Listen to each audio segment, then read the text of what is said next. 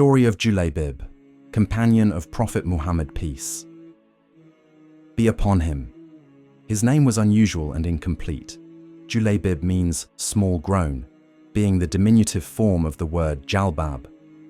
The name is an indication that Julaybib was small and short, even of dwarf-like stature. More than that, he is described as being damim, which means ugly, deformed, or of repulsive appearance. Even more disturbing, for the society in which he lived, Julaybib's lineage was not known. There is no record of who his mother or his father was, or to what tribe he belonged. This was a grave disability in the society in which he lived. Julaybib could not expect any compassion or help, any protection or support from a society that placed a great deal of importance on family and tribal connections. In this regard, all that was known of him was that he was an Arab, and that, as far as the new community of Islam was concerned, he was one of the Ansar. Perhaps he belonged to one of the outlying tribes beyond Medina and had drifted into the city, or he could even have been from among the Ansar of the city itself. The disabilities under which Julaybib lived would have been enough to have him ridiculed and shunned in any society, and in fact, he was prohibited by one person, a certain Abu Baza of the Aslam tribe, from entering his home. He once told his wife, "Do not let Julaybib enter among you. If he does, I shall certainly do something terrible to him." Probably because he was teased and scoffed at in the company of men, Julaybib used to take refuge in the company of women. Was there any hope of Julaybib being treated with respect and consideration? Was there any hope of his finding emotional satisfaction as an individual and as a man?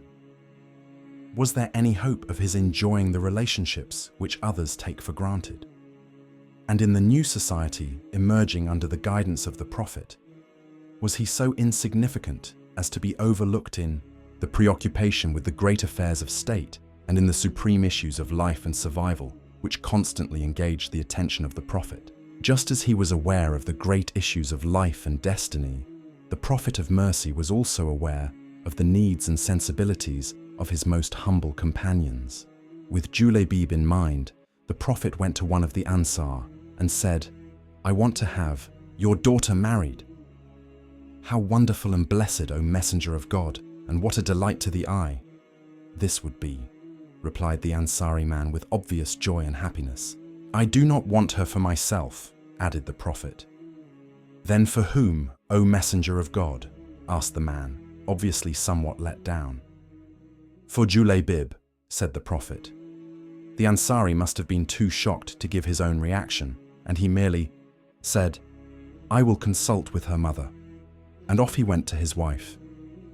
"The Messenger of God, may God bless him and grant him peace, wants to have your daughter married," he said to her. She too was thrilled. "What a wonderful idea, and what a delight to the eye this would be," she said. "He doesn't want to marry her himself, but he wants to marry her to Julaybib," he added. She was flabbergasted. "To Julaybib?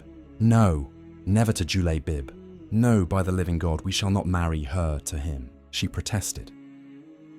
As the Ansari was about to return to the Prophet to inform him of what his wife had said, the daughter who had heard her mother's protestations asked, "Who has asked you to marry me?" Her mother told her of the Prophet's request for her hand in marriage to Julaybib. When she heard that the request had come from the Prophet and that her mother was absolutely opposed to the idea, she was greatly perturbed and said, "Do you refuse the request of the Messenger of God? Send me to him, for he shall certainly not bring ruin to me." This was the reply of a truly great person who had a clear understanding of what was required of her as a Muslim. What greater satisfaction and fulfillment can a Muslim find than in responding willingly to the requests and commands of the Messenger of God? No doubt, this companion of the Prophet, whose name we do not even know, had heard the verse of the Quran. Now, whenever God and his apostle have decided a matter, it is not for a believing man or believing woman to claim freedom of choice in so far as they themselves are concerned. And he who disobeys God and his Prophet has already, most obviously, gone astray. The Quran, Surah Al-Ahzab 33-36.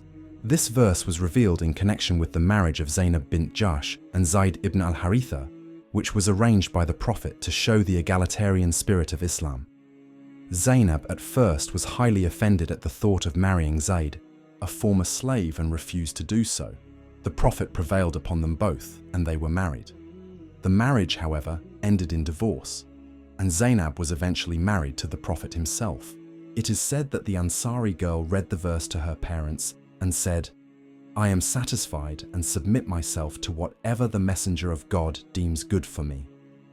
The Prophet heard of her reaction and prayed for her, "O Lord, bestow good on her in abundance, and make not her life one of toil and trouble."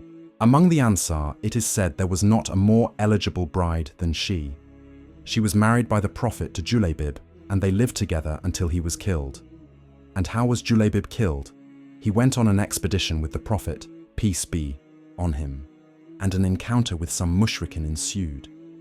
When the battle was over, the Prophet asked his companions, "Have you lost anyone?" They replied, giving the names of their relatives of close friends who were killed. He put the same questions to other companions, and they also named the ones they had lost in the battle.